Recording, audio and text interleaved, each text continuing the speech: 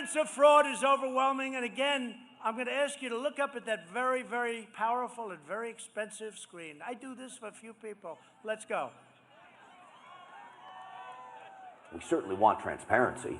What he saw is what we revealed to you last night on this program, what appears to be Atlanta, Georgia ballot counters being told to leave the counting room, then a short time later, with no observers, with no media, hidden cases of possible ballots are rolled out from under a table. 4 people, under a cloud of suspicion, begin what looks an awful lot like ballot stuffing. And the media did pack up and leave at 11:15, but there weren't observers there at that time, and there was no announcement made for anyone to leave.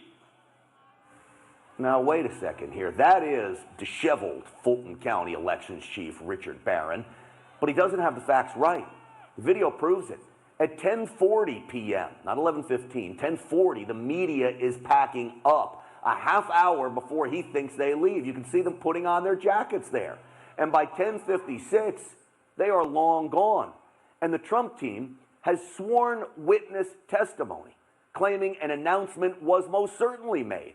In fact, even CNN reported the counting was being shut down due to a water main break that even election administrators now acknowledge was a leaky toilet. So someone had to tell those people to leave. And if you look at this table, there are ballots in boxes open and ready for counting. Now watch as they get packed up. Why would you need to secure them and then ultimately take out the mysterious ballots from under the table to start counting? It just doesn't add up. Elections Board member Dr. Kathleen Ruth shows her skepticism in that Zoom call this morning with the elections chief. It is interesting that these ballots were under a table versus being in the open. Well, I think there's a. I don't know that I think those ballot boxes get heavy. I don't think they want to be lifting those things up and putting them back down. He makes no sense. The guy's scratching his head. He just looks nervous. The guy does not inspire confidence.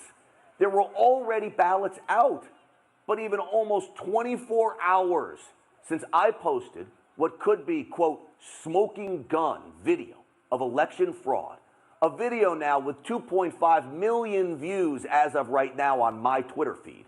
The head of elections, whose ballot counters are now being accused of ballot stuffing, declares this.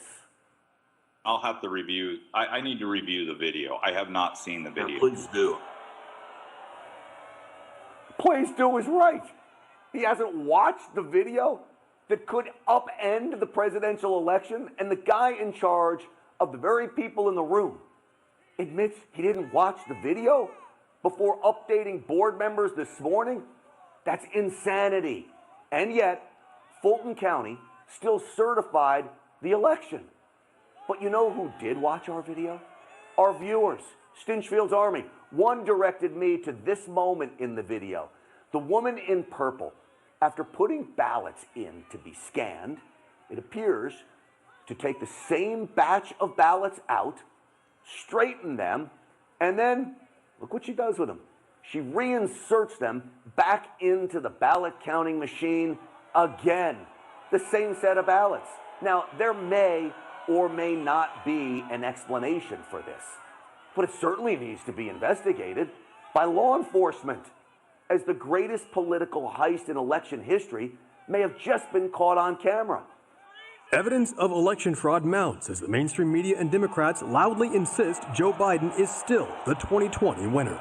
However, numerous whistleblowers are coming forward with credible information that hundreds of thousands of votes for President Trump mysteriously disappeared on election night. On Tuesday, Jesse Morgan, a worker for the U.S. Postal Service, revealed that his trailer full of ballots simply went missing after he dropped them off.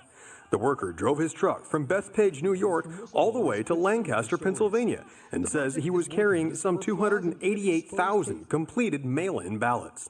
Phil Klein, the director of the legal group Thomas More Society Amistad Project, says they have many more testimonies from whistleblowers with similar stories.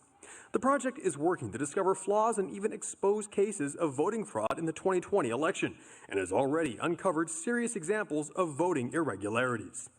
Backing up President Trump's warnings, Klein explains that the post office was rife with fraud and that many Postal Service workers were taking part in widespread illegal efforts to undermine the election. While the workers that the post office in Wisconsin had collected and backdated over 100,000 ballots on the morning after the election. Unsurprisingly, others also claimed the integrity of Dominion voting machines has been compromised and cannot be trusted.